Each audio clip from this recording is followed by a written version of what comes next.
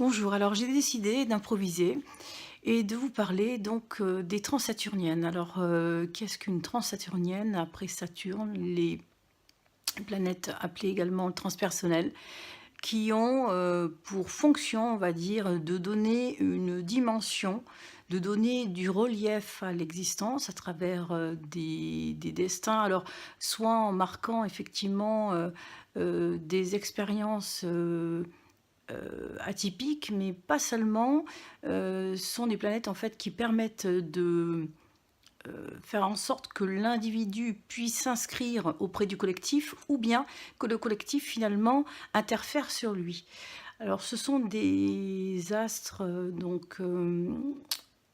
Uranus, Neptune et Pluton qui ont des pas relativement très lents. Ce sont des configurations qui sont essentielles en fait dans les lectures de ciel, dans le sens où certains ciels peuvent être complètement liés évidemment à des épisodes collectifs et se réaliser simplement à travers ces épisodes.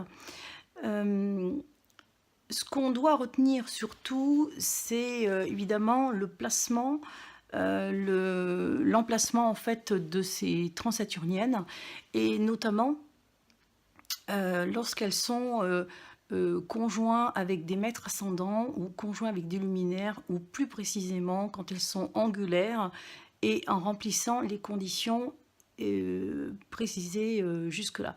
Donc c'est-à-dire que si par exemple on a un Uranus conjoint à l'ascendant, en plus conjoint au maître de 1, donc évidemment là il y a une vraie signature sur le plan collectif.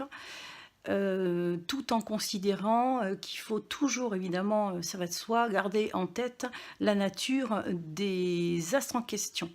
Alors ces transsaturniennes, qu'est-ce qu'elles font? Évidemment, elles permettent à chaque individu de laisser une petite trace, en tout cas dans le collectif également aussi.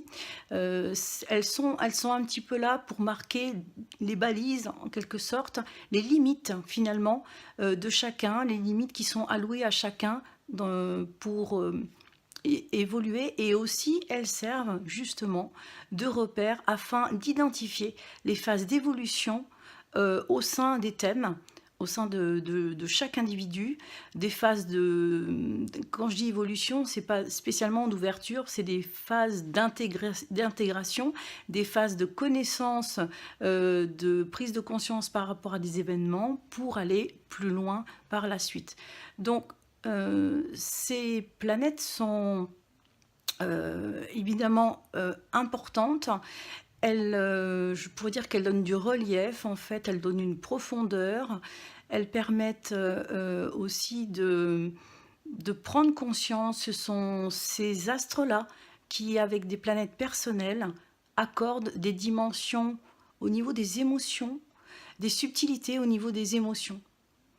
Il y a beaucoup de choses à dire sur les transpersonnelles ou les transsaturniennes, comme vous le préférez, en appellation. Ça ne changera rien en leur teneur en tout cas. Et je vous retrouverai pour une autre vidéo spontanée à propos de ces astres ou à propos d'une autre thématique astrologique. À bientôt.